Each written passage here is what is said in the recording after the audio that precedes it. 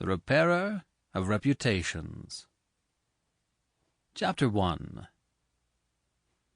Ne rêlons pas les fous. Leur folie dure plus longtemps que la nôtre. Voilà tout, la différence. Toward the end of the year 1920, the government of the United States had practically completed the program, adopted during the last months of President Winthrop's administration. The country was now apparently tranquil. Everybody knows how the tariff and labor questions were settled.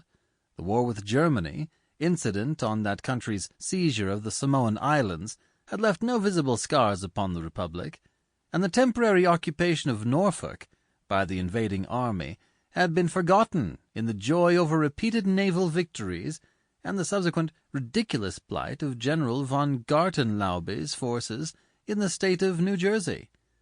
The Cuban and Hawaiian investments had paid 100%, and the territory of Samoa was well worth its cost as a coaling station.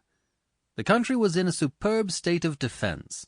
Every coast city had been well supplied with land fortifications, and the army, under the parental eye of the General Staff, organized according to the Prussian system, had been increased to 300,000 men, with a territorial reserve of 1,000,000, and 6 magnificent squadrons of cruisers and battleships patrolled the 6 stations of the navigable seas, leaving a steam reserve amply fitted to control home waters. The gentlemen from the West had at last been constrained to acknowledge that a college for the training of diplomats was as necessary as law schools are for the training of barristers. Consequently, we were no longer represented abroad by incompetent patriots. The nation was prosperous.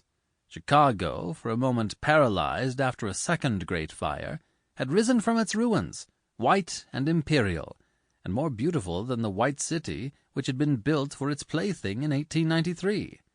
Everywhere, good architecture was replacing bad, and even in New York, a sudden craving for decency had swept away a great portion of the existing horrors.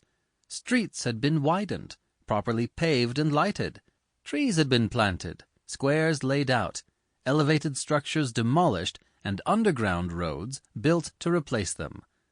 The new government buildings and barracks were fine bits of architecture, and the long system of stone quays which completely surrounded the island had been turned into parks, which proved a godsend to the population. The subsidizing of the State Theater and State Opera brought its own reward. The United States National Academy of Design was much like European institutions of the same kind. Nobody envied the Secretary of Fine Arts, either his cabinet position or his portfolio. The Secretary of Forestry and Game Preservation had a much easier time, thanks to the new system of national mounted police. We had profited well by the latest treaties with France and England, the exclusion of foreign-born Jews as a measure of self-preservation, the settlement of the new independent Negro state of Swanee, the checking of immigration, the new laws concerning naturalization, and the gradual centralization of power in the executive all contributed to national calm and prosperity. When the government solved the Indian problem, and squadrons of Indian cavalry scouts in native costume were substituted for the pitiable organizations tacked on to the tail of skeletonized regiments by a former Secretary of War, the nation drew a long sigh of relief.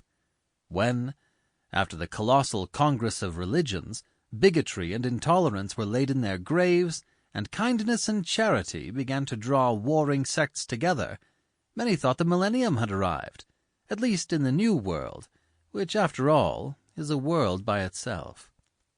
But self-preservation is the first law, and the United States had to look on in helpless sorrow as Germany, Italy, Spain, and Belgium writhed in the throes of anarchy, while Russia, watching from the Caucasus, stooped and bound them one by one. In the city of New York, the summer of 1899 was signalized by the dismantling of the elevated railroads. The summer of 1900 will live in the memories of New York people for many a cycle. The Dodge statue was removed in that Sample complete. Ready to continue?